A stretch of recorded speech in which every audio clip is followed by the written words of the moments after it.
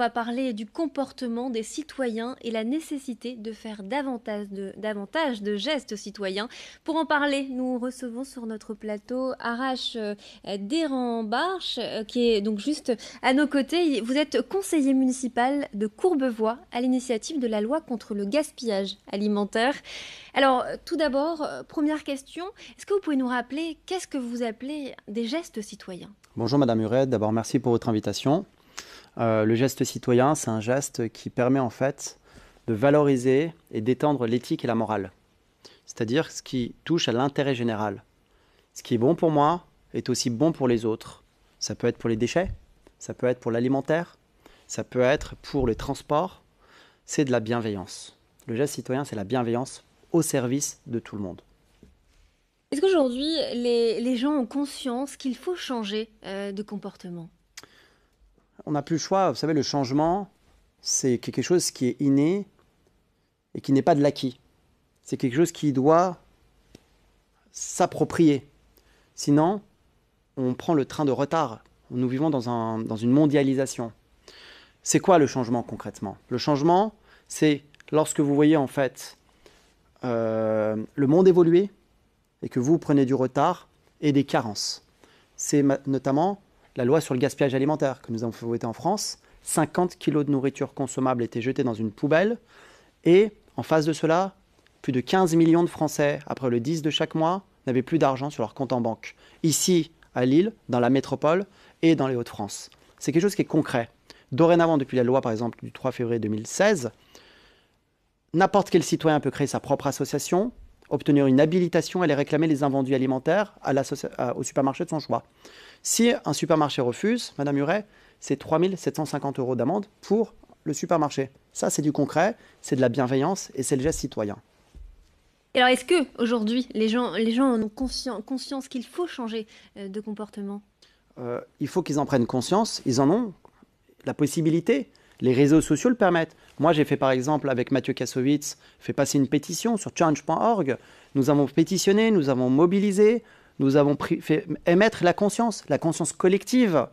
Eh bien, ce qui se passe à Lille, ce qui se passe à Roubaix, ce qui se passe par exemple à Ouascal, à Marc-en-Barreuil ou à Hénin-Beaumont, c'est quelque chose qui peut toucher les uns et les autres. Sur la précarité, sur le transport, sur la salubrité, la tranquillité, la sécurité. Mais les citoyens aujourd'hui ont la chance, la possibilité historique de faire relayer des pétitions, des messages. On peut interpeller les élus, on peut créer des associations. Moi, je lance un appel à vos téléspectateurs qui doivent être nombreux. Je leur dis, voilà, quelque chose vous dérange ? Eh bien, mobilisez-vous. Vous avez cette chance historique avec Internet, Twitter, Facebook et d'autres réseaux sociaux. On peut mobiliser du monde et faire passer et surtout éveiller les consciences, Madame Huret. Alors aujourd'hui, les gens ont les moyens de changer les choses, mais sur le terrain, est-ce que vous constatez justement que les gens prennent les choses en main ?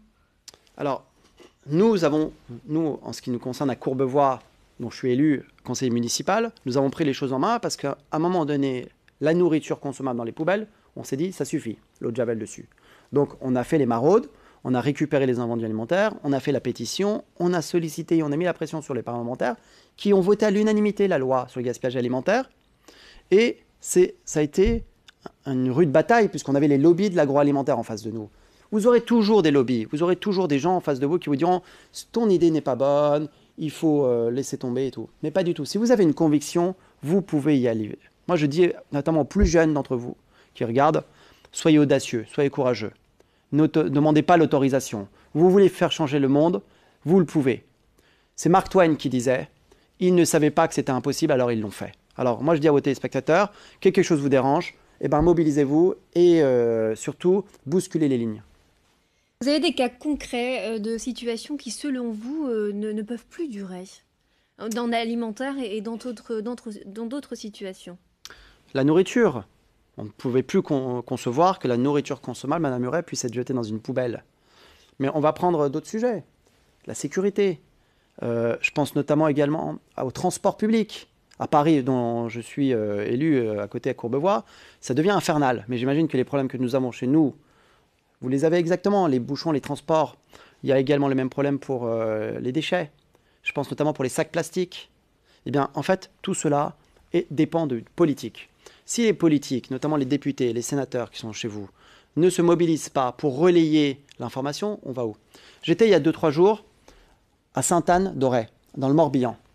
Je suis allé soutenir les agriculteurs, les familles endeuillées. Vous savez, il y a quasiment plus d'un suicide par jour des agriculteurs. C'est la chaîne agroalimentaire qui est malade.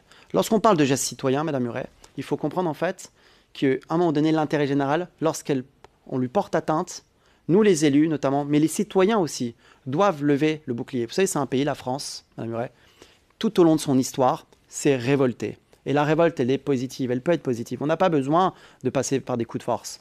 Mais la révolte citoyenne, aujourd'hui, elle est positive, elle est possible grâce aux réseaux sociaux, parce qu'on peut interpeller rapidement quelqu'un et lui dire, voilà, écoutez, il y a une aberration, il faut changer les choses. C'est un message que j'envoie vraiment aux auditeurs, mais je veux dire aussi ce message d'amitié pour les agriculteurs qui vous regardent. Il y en a dans cette région. Ne laissez pas tomber vos bras. On va se mobiliser. Et puis avec les réseaux sociaux, les gestes citoyens, le changement se fera comme ça. On va finir là-dessus car on est pris par le temps. 2 livres, hein. Vous êtes auteur de 2 livres. Vous pouvez nous rappeler leur nom? Le premier, je l'ai publié aux éditions Fayard, Manifeste contre le gaspillage.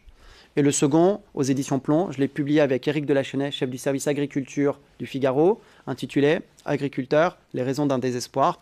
Et j'encourage vraiment la lecture de ces 2 livres pour un éveil des consciences et pour l'action dans ce domaine comme dans d'autres.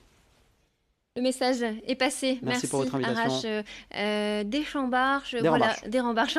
Pas de soucis, Madame Huret. Tout de suite, votre météo. Restez avec nous.